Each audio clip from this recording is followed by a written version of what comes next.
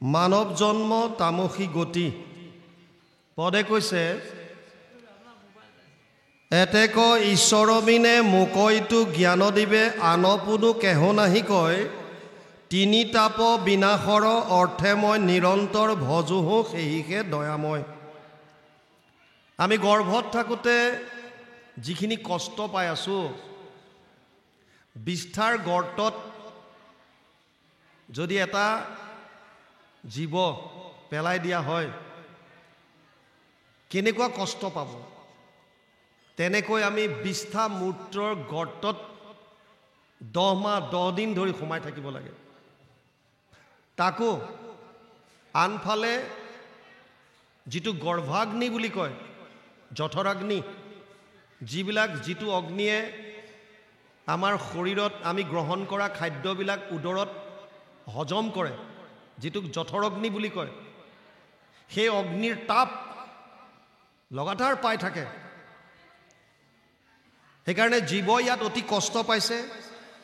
ইয়াত কৈছে যে এই কষ্টৰ পৰা পৰিত্ৰাণ পাব পৰা উপায় এতেকে ঈশ্বৰ বিনে মোকইটো জ্ঞান দিবে আনপুনো কেহ নাহি কয়।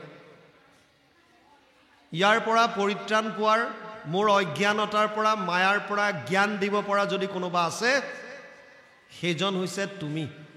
ভগৱান কৃষ্ণৰ কথা কৈছে, তিনি তাপ বিনাশৰ অৰ্থে মই নিৰন্তৰ ভজোহো সেহিকে দয়াময়। প্ৰাণীৰ পৰা যিমানবিলাক আমি তাপ পাইছোঁ এইবিলাক কৈছে আদি ভৌতিক, আৰু এটা হৈছে আধ্যাত্মিক তাপ। আধ্যাত্মিক তাপ দুই ধৰণৰ, এটা হৈছে শৰীৰৰ আৰু এটা হৈছে মনৰ। শৰীৰৰ অসুস্থতা, বিভিন্ন ধৰণৰ অসুখ অশান্তি, এইবিলাকো একোটা তাপ। আৰু এটা হৈছে মনৰ। মনত বিভিন্ন ধৰণৰ দুখ কষ্ট মোহত ভুগি আছোঁ।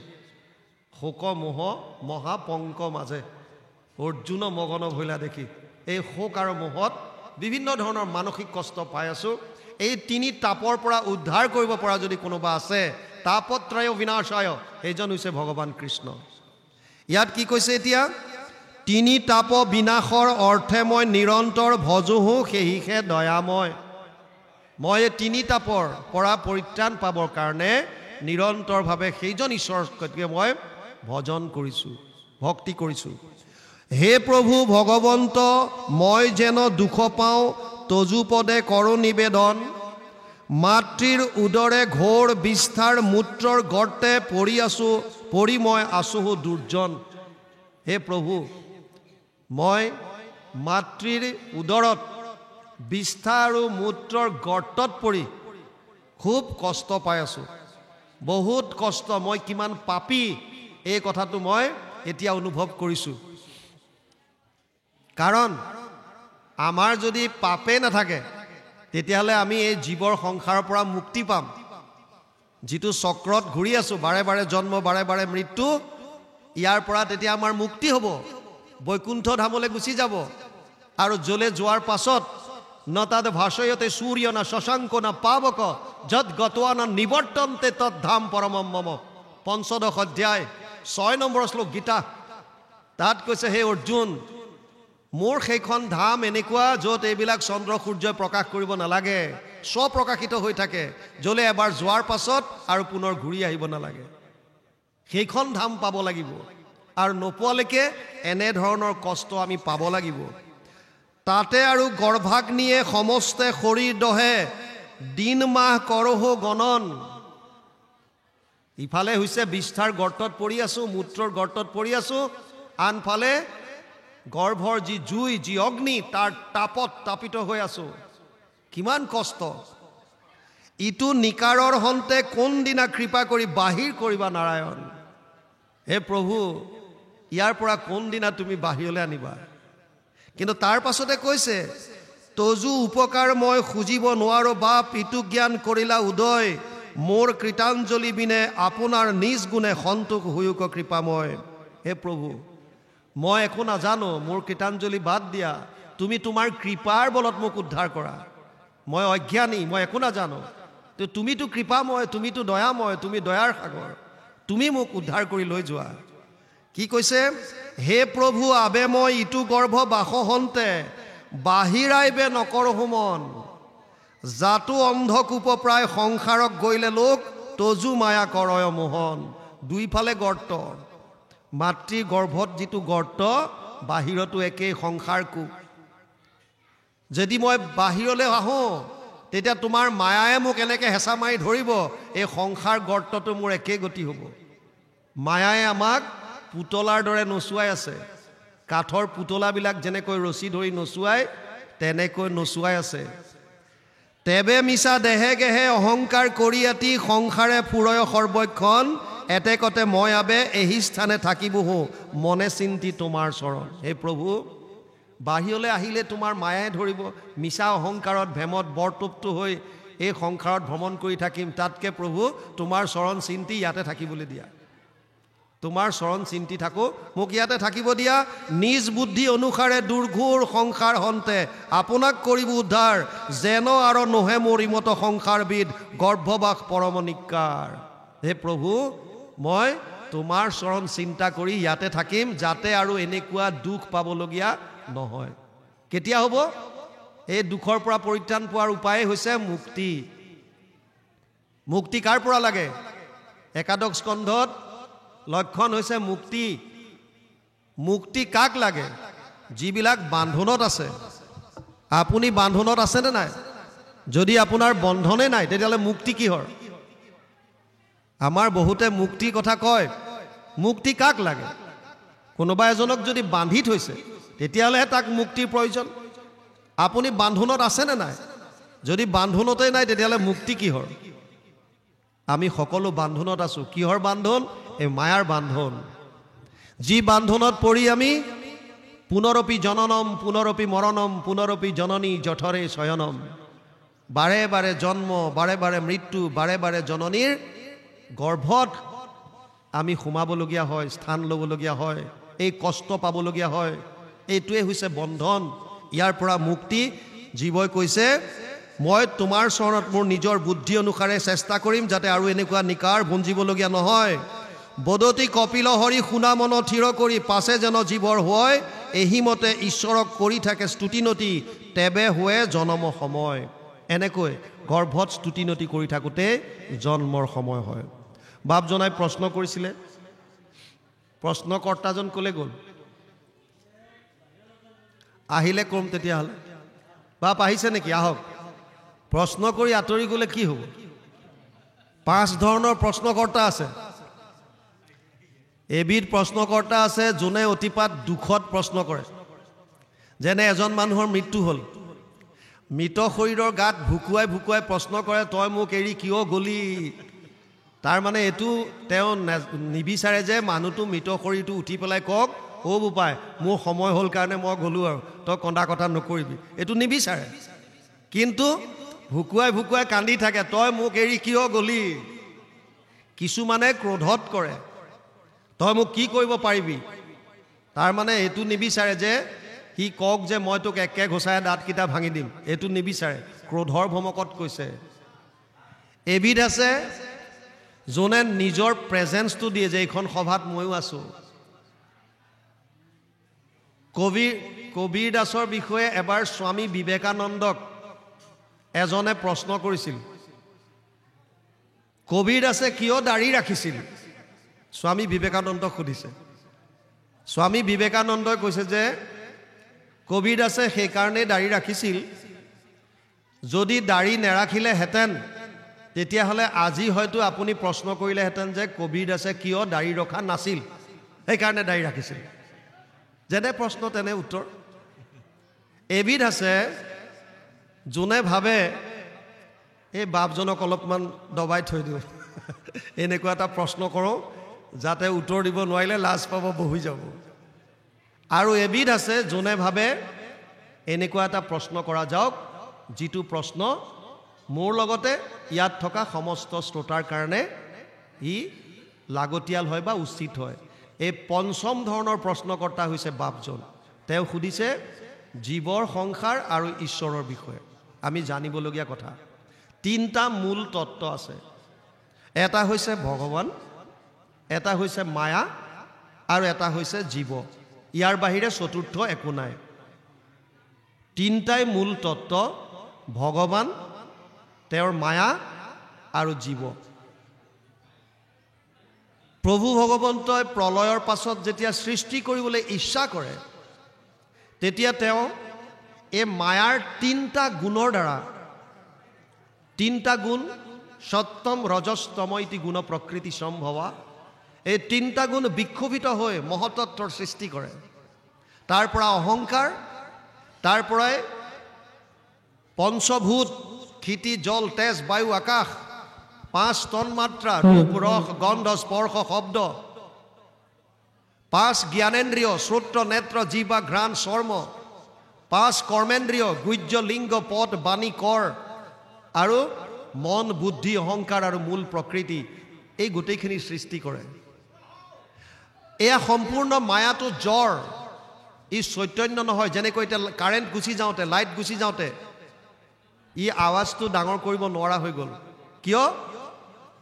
ই জ্বৰ।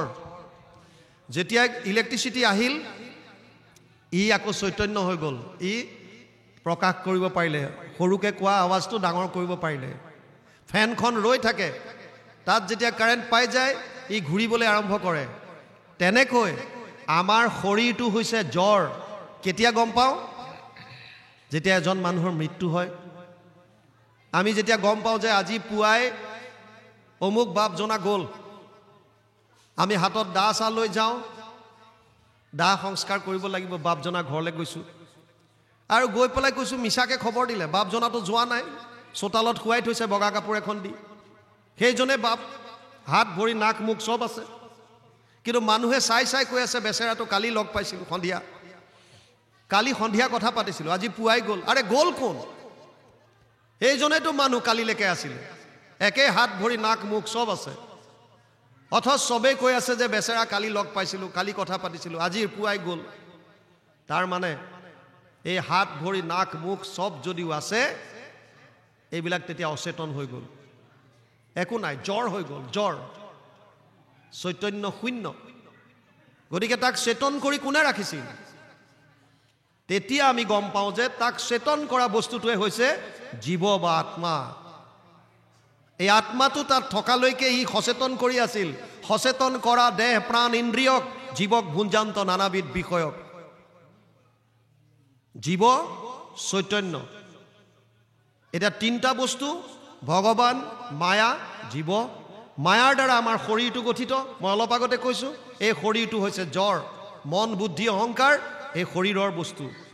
আত্মা ভগৱানৰ অংশ। মামে বংশ জীৱলোকে জীৱভূত সনাতন, 15 অধ্যায় 7 নম্বৰ শ্লোক গীতা। মোৰ অংশ জীৱ, জীৱ চৈতন্য, ভগৱানো চৈতন্য, জীৱ চৈতন্য, মায়া কিন্তু জ্বৰ। এতিয়া এই জ্বৰ শৰীৰটোক আত্মা প্ৰৱেশ কৰি, আত্মাৰ লগত পৰমাত্মা এনিটাইম থাকে, একবৃক্ষে দুই পক্ষী। আত্মা পৰমাত্মা যেতিয়া ইয়াত সোমাই যোৱাৰ লগে লগে ই চেতন হৈ যায়, সচেতন হৈ যায়। আকৌ ওলাই যোৱাৰ লগে লগে ই মৃত। এতিয়া ইণ্টাৰেষ্টিং কথাটো হৈছে, জীৱৰ সংসাৰত এই শৰীৰটোৱে যেতিয়া প্ৰাণ পায়, তেতিয়া ই কৰ্ম কৰা আৰম্ভ কৰে। আমি কাম কৰোঁ। নাহি কচ্ছিত ক্ষণমপি জাতু তিষ্ঠত্য অকৰ্মকৃত কাৰ্যতে হি অৱশ্য কৰ্ম সৰ্ব প্ৰকৃতি জেৰ গুণে। 3 অধ্যায় 5 নম্বৰ শ্লোক গীতা। কোনো মানুহ এক মুহূৰ্ত কৰ্ম নকৰাকৈ থাকিব নোৱাৰে। কাম কৰি আছোঁ। যদি আমি কৰ্ম কৰোঁ, প্ৰত্যেক কৰ্মৰ বিপৰীতে আমাৰ ফল আছে। অলপ আগত ক'লোঁ, অনিষ্টম ইষ্টম মিশ্ৰম ত্ৰিবিধা কৰ্মনা ফলম। প্ৰত্যেকটো কৰ্মৰ বিপৰীতে ভাল, বেয়া বা মিশ্ৰিত 3 ধৰণৰ কৰ্ম পাওঁ। আৰু কৰ্মৰ ওপৰত ভিত্তি কৰি আমাৰ যিটো আমি প্ৰাৰব্ধ সঞ্চিতৰ পৰা লৈ আহোঁ, সেইমতে জীৱই বিভিন্ন যোনিত ভ্ৰমণ কৰিব লাগে। 84 লাখ যোনি, যিটো মই প্ৰথমতে কৈছিলোঁ। এইটোৱে হৈছে আমাৰ সংসাৰ চক্ৰৰ মূল। কিন্তু দেৱলোক, ঊৰ্ধ্বযোনি, অধোযোনি, কীট পতংগ, পোক পৰুৱা, জীৱ জন্তু, এই 2টা যোনি কেৱল ভোগৰ যোনি। ভোগৰ, ভোগ মানে যিটো প্ৰাৰব্ধ লৈ আহিছোঁ তাক ভোগ কৰিব পাৰিব আপুনি, কোনো সঞ্চয় কৰিব নোৱাৰে। মানুহৰ যোনিয়ে এনেকুৱা যোনি য'ত আমি ঈশ্বৰৰ ভক্তি কৰিব পাৰোঁ। এতিয়া ডাঙৰ কথা,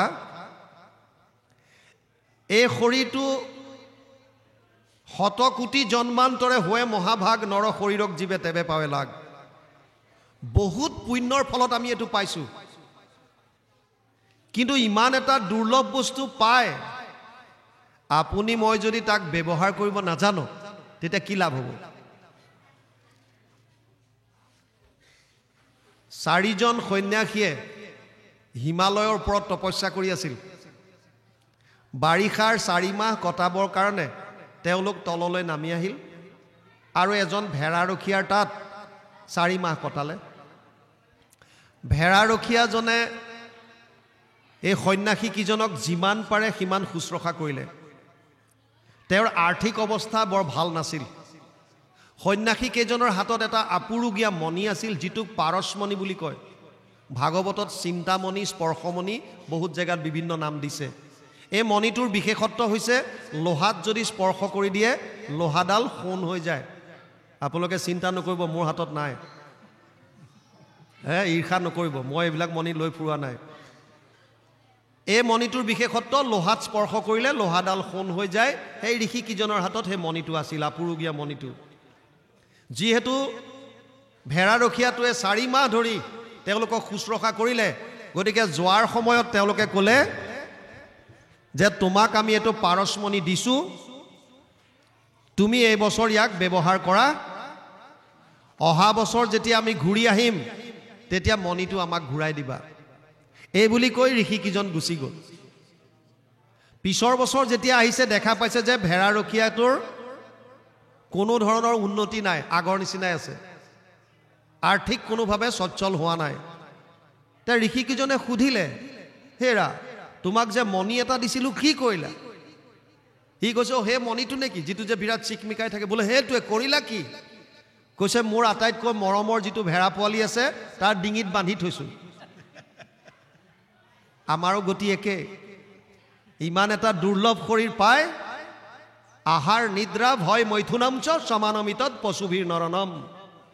যদি কেৱল আহাৰত গুৰুত্ব দিছোঁ, কেৱল নিদ্ৰা শুইছোঁ, ভয় মৃত্যুৰ কাৰণে, আৰু কেৱল সংসাৰ বৃদ্ধি, এই 4টাই কাম কৰি যদি জীয়াই আছোঁ তেতিয়াহ'লে আমাৰ আৰু পশু পক্ষীৰ মাজত একো পাৰ্থক্য নাই বুলি শাস্ত্ৰত কৈছে। আমি কেনেকৈ সফল কৰিম তেতিয়াহ'লে জীৱনটো? চব শাস্ত্ৰত আছে, মাত্ৰ অধ্যয়ন কৰিলে হ'ল। কীৰ্তন নামঘোষা আপোনালোকে চাব, মহাপুৰুষ মাধৱদেৱে লিখিছে ফৰ্মুলা, হৰি চৰণে শৰণ লৈলোঁ মানৱী জনম সফল কৰিলোঁ। চিধা কথা। গুৰুজনাই লিখিছে মনুষ্য জনম পাই যিটো নৰগণ নকৰে তোমাৰ যদি শ্ৰৱণ কীৰ্তন, বিফলে জনম গৈলা ভৈলা সৰ্বনাশ, জীৱন্ততে মৰা সিটো ভাতৃৰ নিশ্বাস। গতিকে এই দুৰ্লভ শৰীৰটো পাই জীৱৰ সংসাৰৰ পৰা যদি আমি মুক্তি পাব বিচাৰোঁ তেতিয়াহ'লে এটাই মাত্ৰ উপায় দিছে কলিযুগত, কেৱল কৃষ্ণত একান্ত শৰণ আৰু ভকতৰ সংগত তেওঁৰ লীলাসমূহৰ শ্ৰৱণ কীৰ্তন। কলৌ দোষনিধে ৰাজন অষ্টিহি এক মহান গুণ কীৰ্তনাদেৱ কৃষ্ণস্য মুক্ত সংগ পৰম ব্ৰজেত। 12:3-51 দ্বাদশ স্কন্ধত 3য় অধ্যায় 51 নম্বৰ শ্লোকত লিখিছে, দোষৰ সাগৰ কলি তাকো পৰীক্ষিত ৰাজা গুণ দেখি কৰিলা ৰক্ষণ, অন্ত্যজাতি পাতকীও কলিত তৰয় সুখে মুখে কৰি কৃষ্ণৰ কীৰ্তন। কেৱল কলিযুগত কৃষ্ণৰ কীৰ্তন কৰি আমি পৰম গতি লাভ কৰিব পাৰোঁ, মনুষ্য জনম সফল কৰিব পাৰোঁ। এয়া হৈছে শাস্ত্ৰৰ মত। সময় 3টাৰ কথা ক'লে 2:52 হ'ল। গুৰুজনাই এক শৰণ হৰিনাম ধৰ্ম প্ৰৱৰ্তন কৰি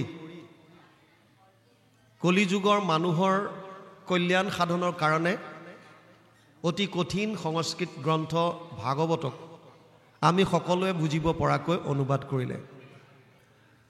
তেওঁ 12টা স্কন্ধ নিজে কৰা নাই, প্ৰথম স্কন্ধ কৰিছে, দ্বিতীয় স্কন্ধ কৰিছে, তৃতীয়ৰ অনাদি পাতন, ষষ্ঠৰ অজামিল উপাখ্যান, অষ্টম স্কন্ধৰ বলিচলন আৰু সাগৰ মন্থন, দশম স্কন্ধৰ আদিভাগ, শেষ চোৱাৰ পৰা কুৰুক্ষেত্ৰ যাত্ৰা, একাদশ স্কন্ধ সম্পূৰ্ণ, দ্বাদশ স্কন্ধ সম্পূৰ্ণ। এয়া গুৰুজনাই নিজে অনুবাদ কৰা। আৰু তেওঁ অনুবাদ কৰোঁতে 2-3টা অধ্যায়ৰ পাছত জনকল্যাণৰ কাৰণে একোটাকৈ উপদেশ সেই কাহিনীৰ ওপৰত ভিত্তি কৰি আমাক দি গৈছিল। যেনে ওবা নৰলোক হৰি ভজি উক ধৰাইটো উপদেশ, এৰা আল জাল জীৱা কতকাল জৰা ভৈল পৰৱেশ। হে মনুষ্য সম্প্ৰদায়, হে মনুষ্য জাতি, ওবা নৰলোক, তোমালোকে হৰিৰ ভজন কৰা। ওবা নৰলোক, সমস্ত বিশ্ব মানৱক উদ্দেশ্য কৰি, কোনো ব্ৰাহ্মণ, কোনো ক্ষত্ৰিয়, কোনো শূদ্ৰ, কোনো কলিতা, কোনো আহোম এনেকৈ সম্প্ৰদায় লৈ কোৱা নাই। তেওঁ কৈছে ওবা নৰলোক, হে মানৱ জাতি, হে মানৱ সমুদায়, হৰি ভজিউক, মোৰ উপদেশ লোৱা, ধৰা এইটো উপদেশ। আল জাল এৰা, কিমান দিন জীয়াই থাকিবা? তোমালোকৰ বৃদ্ধ প্ৰৱেশ হৈ গ'ল, বৃদ্ধকাল। গতিকে এনেকৈ উপদেশ দিওঁতে গুৰুজনাই অনুবাদ কৰা স্কন্ধকেইটাত তেওঁ দিয়া উপদেশৰ সংখ্যা হৈছে 173টা। 173টা গুৰুজনাই দিয়া উপদেশ আমি আমাৰ দ্বিতীয়খন গ্ৰন্থত সংকলন কৰিছিলোঁ আৰু তাৰ সৰলীকৰণ কৰিছিলোঁ সকলোৱে বুজিব পৰাকৈ। নাম দিছিলোঁ কহে গুৰু শংকৰ। গুৰুজনাই দিয়া উপদেশসমূহৰ সংকলনৰ এখন গ্ৰন্থ কহে গুৰু শংকৰ আপোনালোকৰ সত্ৰৰ কাৰণে আমি লৈ আহিছোঁ। আমি অনুৰোধ কৰিম আপোনালোকৰ সত্ৰৰ ফালৰ পৰা কোনোবা এজন আহি আমাৰ পৰা গ্ৰন্থভাগী গ্ৰহণ কৰি আমাক কৃতাৰ্থ কৰক, আৰু তাৰ পাছতে আমিও এই আসনখন এৰি আমি আজি আপোনালোকৰ পৰা বিদায় ল'ম। কৃষ্ণ প্ৰভুজনা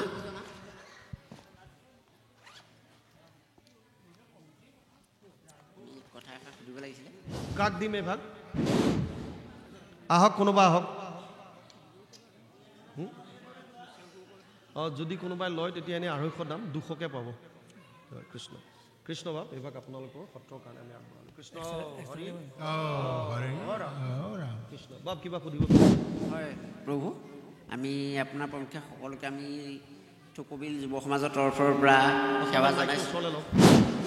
আমাৰ এটি প্ৰশ্ন আছিলে যে আমি এইটো ক্ষেত্ৰত দেখা পাওঁ, এই আমাৰ নামঘৰৰ ইভাগ নামঘৰ বুলি আমি ক'বলৈ যোৱা নাই, কিছু নামঘৰীয়া, নামতি, পাঠেকী, দেউৰী, ভোজ ৰান্ধনি, এখেতলোকে কেতিয়াবা আমি কিছু কিছু ক্ষেত্ৰত দেখোঁ যে মাদক দ্ৰব্য সেৱন কৰে কেতিয়াবা।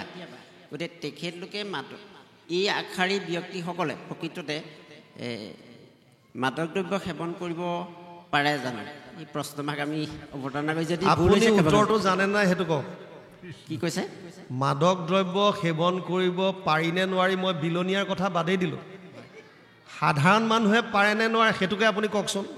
মাদক দ্ৰব্য কোনোবাই সেৱন কৰিব লাগে বুলি সাধাৰণ মানুহে পাৰে বুলি ক'ৰবাত লিখা আছে নেকি? আমি বিলনীয়াকেইটাৰ কথা বাদেই দিলোঁ। মই খোৱা কিজনৰ কথাই কওঁ। প্ৰসাদ আগবঢ়াই দিলে যিসকলে প্ৰসাদ গ্ৰহণ কৰিব তেওঁলোকে মাদক দ্ৰব্য গ্ৰহণ কৰিব পাৰে বুলি ক'ৰবাত আপুনি পাইছে নেকি? আমি পোৱা নাই। চাওক, যিটো বস্তু গ্ৰহণ কৰিলে আমাৰ সাধাৰণ জ্ঞানকণো নাশ হয়। মইতো কেতিয়াবা আচৰিত হওঁ, মানুহে পইচা দি এনেকুৱা এটা দ্ৰব্য ক্ৰয় কৰি আনে যিটো খোৱাৰ পাছত তেওঁৰ নিজৰ জ্ঞান শূন্য হয়। তাৰ মানে আমি পইচা দি পেলাই আমাৰ নিজৰ জ্ঞানটো শূন্য কৰি আছোঁ। গতিকে তেওঁলোকক আপুনি কি ক'ব? মইতো বিলনীয়া, নামঘৰীয়া, পাঠকীয়া কথাটো বাদেই দিলোঁ। সাধাৰণ মানুহৰ কাৰণেও গ্ৰহণযোগ্য নহয়। সুৰাপান আমাৰ কাৰণে নহয়, যিটো বস্তুৱে আমাক আমাৰ মনটো চঞ্চল কৰি তোলে, উত্ৰাৱল কৰি তোলে, সাধাৰণ জ্ঞান শূন্য কৰি দিয়ে, যিটো গ্ৰহণ কৰাৰ পাছত আমি নিজৰ কৰ্তব্য কি, আমাৰ নিষিদ্ধ কি, এই সাধাৰণ জ্ঞানকণো আমি হেৰুৱাই পেলাওঁ। গতিকে সেইটো বস্তু কেতিয়াও গ্ৰহণযোগ্য হ'ব নোৱাৰে। লাগিলে বিলনীয়া পাঠকীয়ে হওক, লাগিলে সাধাৰণ ভকতজনে হওক, সাধাৰণ এজন ব্যক্তিয়ে হওক, কাৰো কাৰণে এইটো গ্ৰহণযোগ্য হ'ব নোৱাৰে। কিহৰ কাৰণে দিছিলে শুনক। সুৰাটো আমাৰ ইয়াৰ কাৰণে নহয়। আমাৰ পৃথিৱীখন এনেকুৱা, কিছুমান জেগাত গোটেই বছৰটো ঠাণ্ডা হৈ থাকে, অতিপাত ঠাণ্ডা। তেওঁলোকে বৰফতে থাকিবলগীয়া হয়। তাৰ পৰা পৰিত্ৰাণ পাবৰ কাৰণে, কিছু গৰম হ'বৰ কাৰণে তেওঁলোকৰ এটা বস্তু উলিয়াই ল'লে যে আমি সুৰা পান কৰিম, বডিটো অকণ টেম্পাৰেচাৰটো বঢ়াই ৰাখিম। সেই বুলি তেওঁলোকে সেইবিলাক জেগাত কৰে। এই বস্তুটো আনি পেলাই আমাৰ ইয়াত দি পেলাই আপোনালোকে সুৰাই কওক, যিয়েই কওক, আমাৰ মানুহখিনিক মতলীয়া কৰি তুলিলে। আৰু আমিবিলাকে ফৰেনৰ বা পশ্চিমীয়া সংস্কৃতিটো আঁকোৱালি লৈ আমাৰ নিজস্ববিলাক পাহৰি গৈ আছোঁ। আনকি মই অকল সুৰাটোৱে বাদ দিলোঁ, আমাৰ বহুতে নামৰ পৰা উঠিয়েই চাধা খোৱাত লাগে। এইটোনো কি ভাল? ধপাতৰ পৰা মানুহৰ কেঞ্চাৰ পৰ্যন্ত হৈ আছে, জানো আমি। চিগাৰেটৰ পৰা কেঞ্চাৰ পৰ্যন্ত হৈ আছে, আমি জানো। আমি সেই দুৰ্যোধনৰ নিচিনা, জানামি ধৰ্মম নাচামে প্ৰবৃত্তি। ধৰ্মক জানো মই, মানিবলৈ মন নাই। অধৰ্ম কি সেইটোও জানো, ওলাই আহিবলৈ মন নাই। আৰু সুবিধা লওঁ, হৃদিস্থিত হৈয়া তুমি যেন কৰা বাহাস্বামী, ঋষিকেশ কৰিবুতে নয়। গতিকে বাপ, এইটো গ্ৰহণযোগ্য হ'ব নোৱাৰে।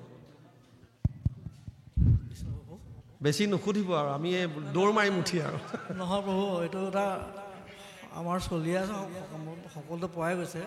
এই ধৰ্মশাস্ত্ৰটো হয়। এটা সৰু কথা আমি বোধগম্য কৰিব পৰা নাই। এই গুৰুজনাই যে ক'লে ধৰ্মক কৰ্মক গৰ্বক চৰি, ধৰ্মক কৰ্মক গৰ্বক চৰি বুলি যে ক'লে, ধৰ্ম চৰি বুলি যে ক'লে কথাটো, আপুনি বৰ ধুনীয়া প্ৰশ্ন এটা কৰিছে। মহাপুৰুষ মাধৱদেৱে গুৰু ভতিমাত লিখিছে, ধৰ্মকো কৰ্মকো গৰ্বকো চৰি ডাকি বোলাহা ৰাম ৰাম।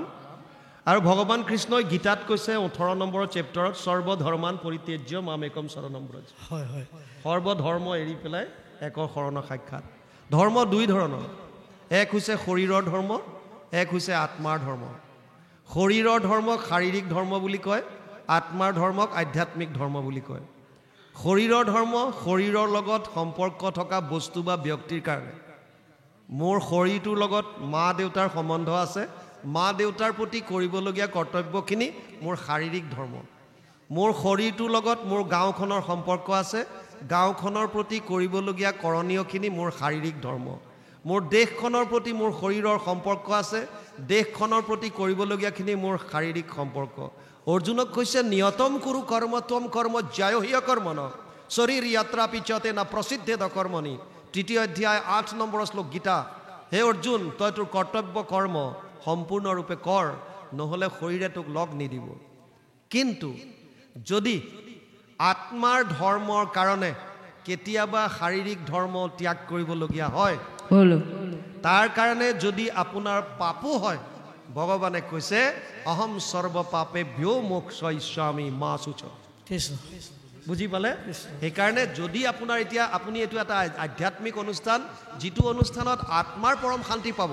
আৰু এটা কথা আপোনালোকে আজি বুজি লওক, পাৰ্থ নৈব ইহ না অমূত্ৰ বিনাশস্তস্য বিদ্যতে নাহি কল্যাণকৃত কচ্চিত দুৰ্গতিম তাত গচ্ছতি। যিটো আনন্দ আজি আপোনালোকে পাইছে, যদি সঁচাকৈ আপোনালোকে শ্ৰদ্ধা সহকাৰে শ্ৰৱণ কৰিছে, যিখিনি কথা ইয়াত আজি প্ৰভু ভগৱন্তই আমাৰ দ্বাৰা উলিয়াইছে, শাস্ত্ৰৰ যিখিনি কথা আপোনালোকে শ্ৰৱণ কৰিছে, ইয়াত যদি আনন্দ উপলব্ধি আপোনালোকে কৰিছে, এই আনন্দৰ কোনোদিন শেষ নহয় বুলি 6 অধ্যায় 40 নম্বৰ শ্লোক গীতাত লিখিছে। পাৰ্থ নৈব ইহ না অমূত্ৰ বিনাশস্তস্য বিদ্যতে। ভক্তিৰ কোনোদিন শেষ নহয়। সেইকাৰণে শাৰীৰিক ধৰ্ম কেতিয়াবা কেতিয়াবা আপুনি ত্যাগ কৰি হ'লেও আধ্যাত্মিক ধৰ্মলৈ আহিব পাৰে। কৃষ্ণ। বাপ বান্ধৱ ভাই মাতৃ সমস্ত, সময় যথেষ্ট হ'ল। মই ইয়াৰ পৰা আকৌ এতিয়া বিশ্বনাথ চাৰিআলি যাব লাগিব। গতিকে আমি ভাবিছোঁ আপোনালোকে ইমান সুন্দৰভাৱে শ্ৰৱণ কৰিছে, কেনেকৈ ইমান সময় পাৰ হৈ গ'ল ময়ো নাজানো।